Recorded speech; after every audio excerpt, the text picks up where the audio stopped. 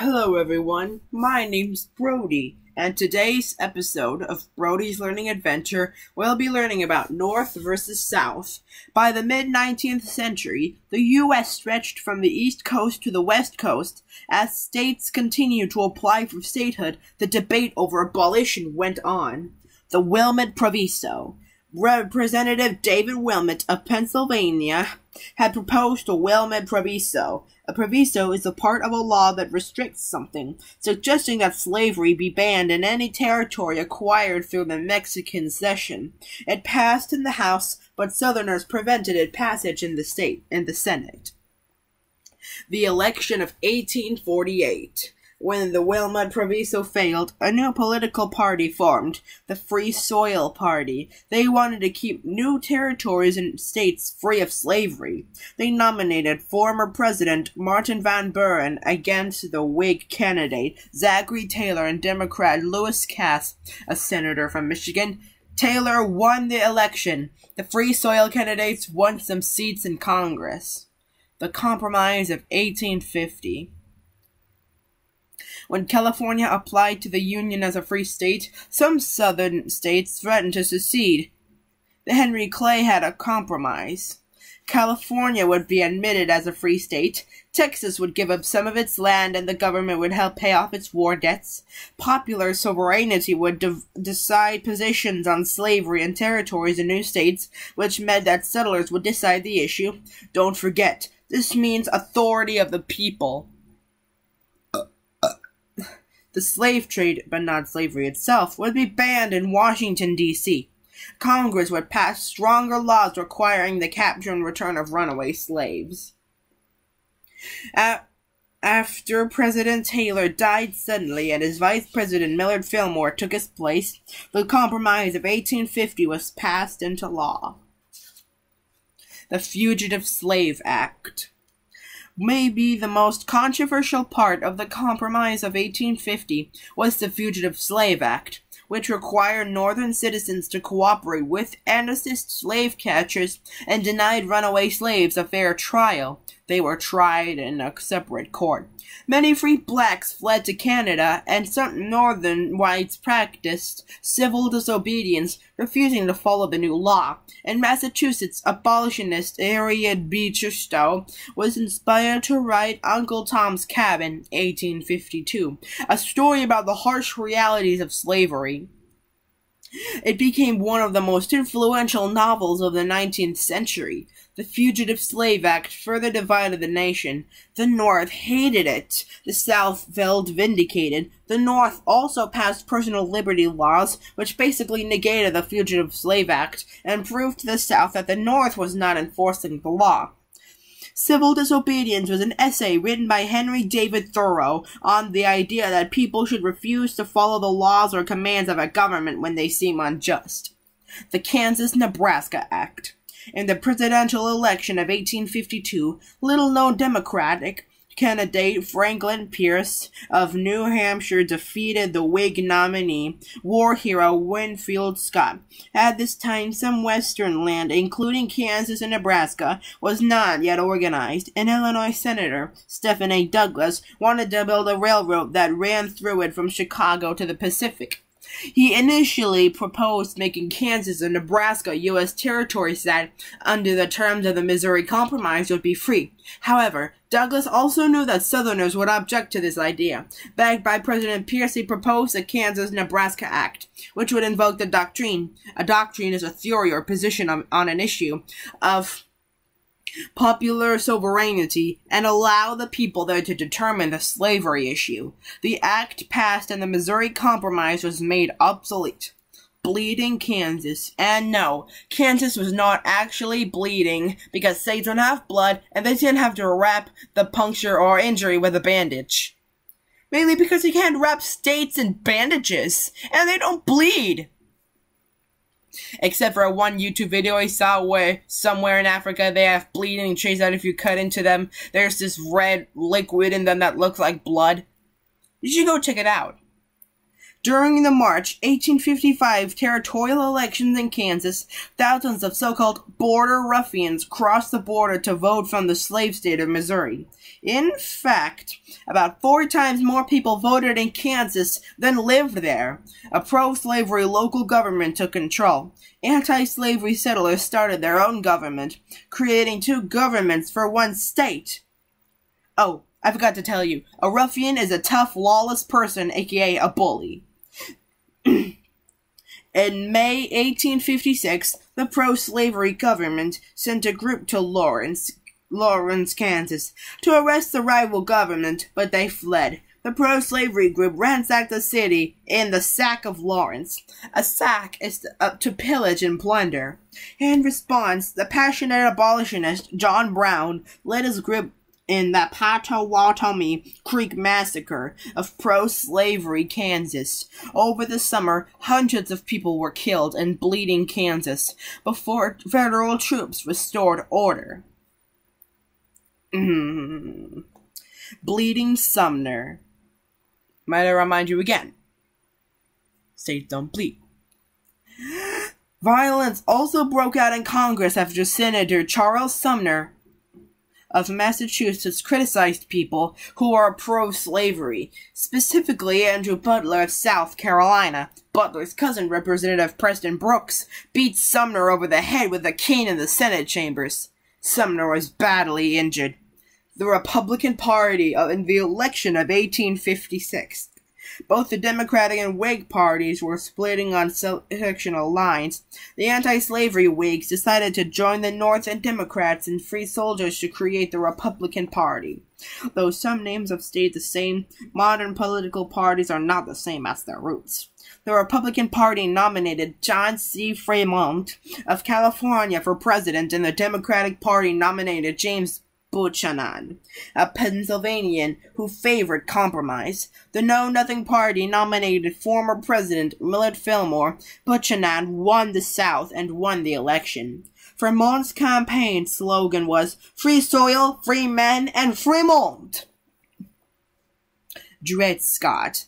In 1857, a Supreme Court case about an enslaved man named Dred Scott fueled the abolitionist cause. Scott was a slave to an army doctor in Missouri, John Emerson, who brought him along on travels to Illinois, where slavery was illegal. After Emerson passed away in 1843, Scott pensioned his widow for freedom, but she refused. Scott continued living in slavery, but a few years later, with the help of lawyers from the North, he sued for his freedom, making the argument that he was free after having lived in a free place.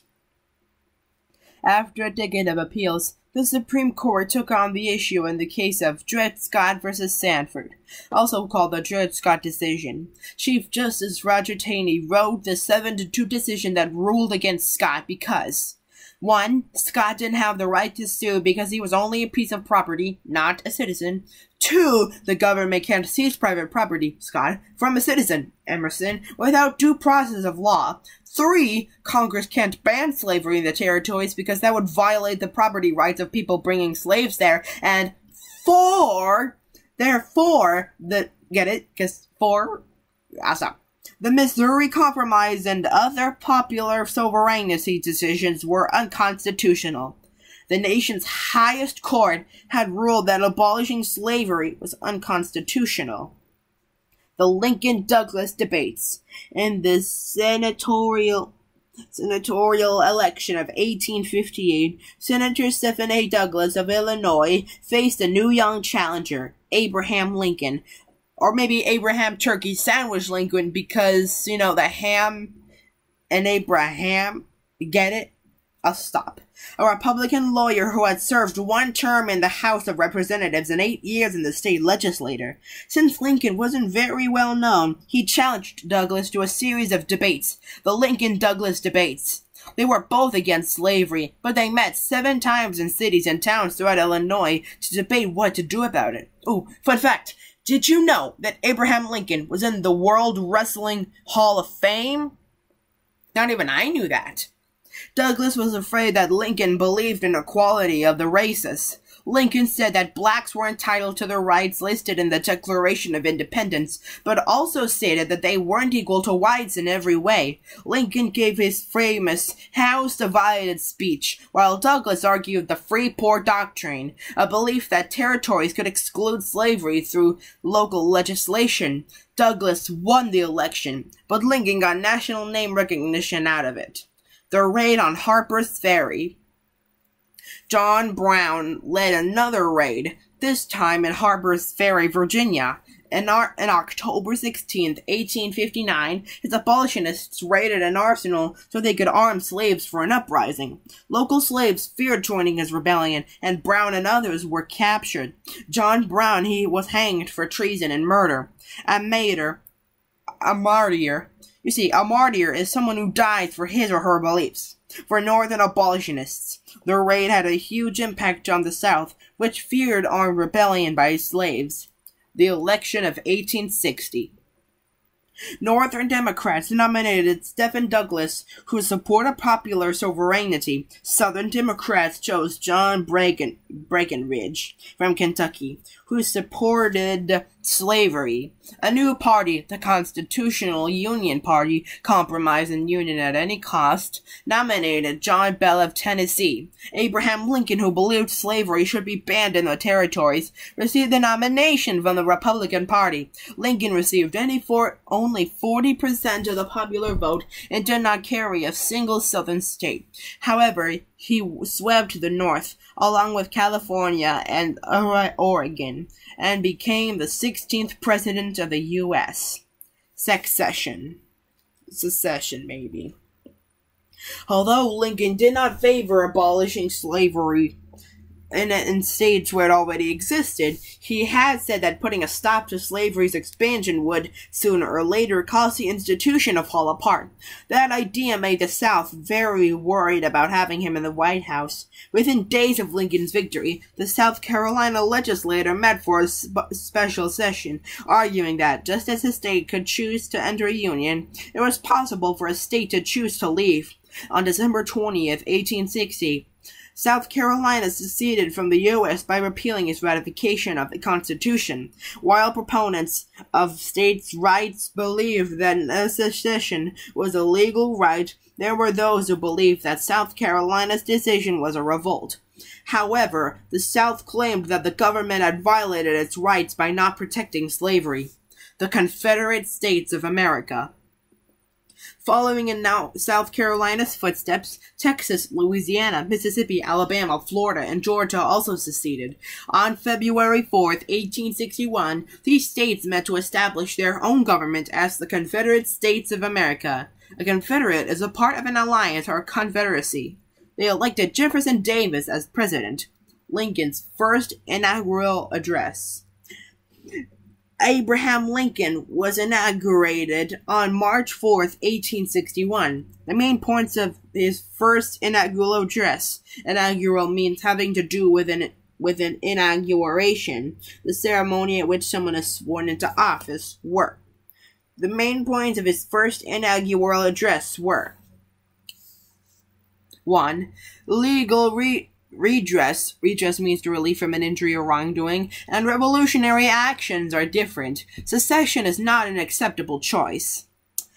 2. The Union is perpetual, therefore the CSA doesn't actually exist, and is a band of rebels living in the U.S. 3. Federal property in the South will remain federal property. 4. Slavery shouldn't be completely abolished, but it shouldn't spread. 5. War is not a reasonable option. 6. The people of the United States should all be friends, not enemies, because the United States is one country. And 7. The address was meant to reassure Southerners that Lincoln would not interfere with slavery in the states where it already existed. Lincoln's inaugural address is well known for its eloquence. In your hands, my dissatisfied fellow countrymen, and not in mine, is the momentous issue of civil war. The government will not assail you. You can have no conflict without being yourselves the aggressors. You have no oath registering in heaven to destroy the government, while I shall have the most solemn one to preserve, protect, and defend it. I am loath to close, We are not enemies, but friends. We must not be enemies. Though passion may have strained, it must not break our bonds of affection, the mystic cords of memory, stretching from every battlefield and patriot grave to every living heart and hearthstone all over this broad land, will yet swell the course of the Union, when again touched, as surely they will be, by the better angels of our nature. Here's a quiz to see if you've been paying attention. What was the platform of the Free Soil Party? What did the Fugitive Slave Act require of Northern citizens? What is popular sovereignty? How was the Republican Party founded? What was one reason given by the Supreme Court in the Dred Scott decision? What were Lincoln's pre-war opinions about racial equality? What were the secessionists' arguments for the legality of their actions? And what did Lincoln think about the legality of secession? Pause the video now to think of the answers for yourself. On to the answers. 1. They believed that new states and territories ought to be free from slavery. 2. That Northern citizens had to cooperate with and assist slave catchers, and that slaves would be tried in special courts. 3. The belief that states ought to let the people decide about slavery. 4. Anti-slavery Whigs and Northern Democrats joined forces with the free soldiers. 5. Dred Scott did not have the right to sue because he was not a citizen. And 5 has more than one correct answer. 6. He did not believe in equality, but he thought slavery was wrong. 7. They believed that the Union got its power because of all the states independently agreed to participate, and they could choose to leave at any time. And 8. Lincoln believed that secession was not legally possible, and that the Confederacy was in rebellion. Be sure to like, comment, subscribe, and hit the notification bell so that way you won't miss any of my new episodes. This is Brody, signing out.